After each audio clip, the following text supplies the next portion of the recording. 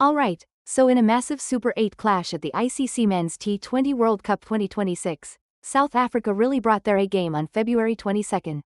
They absolutely dominated, snagging a huge 76-run victory over the Indian team. This game was all part of the big tournament, which, by the way, is being co-hosted by India and Sri Lanka from February 7 to March 8. South Africa, after a bit of a shaky start, really turned things around and managed to put up a formidable total of 187.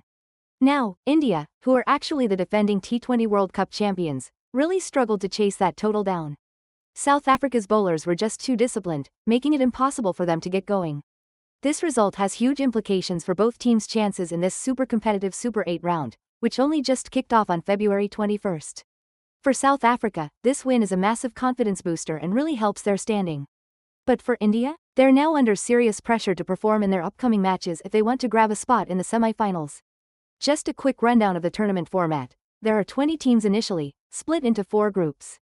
The top 2 from each group then advance to these Super 8s, which then leads to the semifinals and finally, the big championship game. The star of South Africa's victory? None other than veteran batsman David Miller. His explosive innings absolutely deserved the Player of the Match award. Miller, known for his aggressive left-handed hitting, just smashed 63 runs off a mere 35 balls. He really dug his team out of a tough spot, pushing them all the way to a strong total of 187. That performance just cemented his reputation as a formidable middle-order batsman in T20 internationals.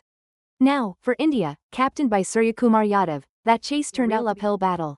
Suryakumar Yadav himself, a prominent right-handed middle-order batter and the captain of India's T20I squad, only managed 18 runs off 22 balls for his side. The Indian batting lineup just couldn't get any big partnerships going. They really buckled under the pressure as that required run rate just kept climbing. What this result really highlights is what T20 World Cup encounters are all about, those intense individual battles and how crucial it is to have players step up and deliver match-winning performances when the heat is on. South Africa's bowlers really kept a lid on India's scoring chances throughout their innings. That South African left-arm quick, Jansen, was key in really keeping those Indian batsmen quiet. And his fellow fast bowler, Lungi and Ngidi, also chipped in with a super tight bowling effort.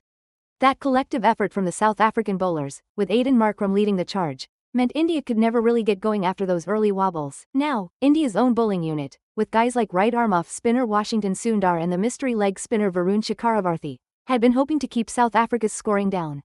But, man, Miller's late charge just proved too much to handle, eventually pushing South Africa's total well out of India's reach.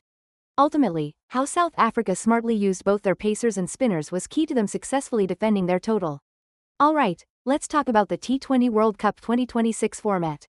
It kicks off with a group stage, then we've got the Super 8s, the semi-finals, and the whole thing wraps up with the big final on March 8 in Ahmedabad, India. And with India and Sri Lanka co-hosting across 8 different venues, every single Super 8 match from here on out carries a asterisk ton of weight. India, you remember, started things off in Group A, while South Africa found themselves in Group D during that initial group stage.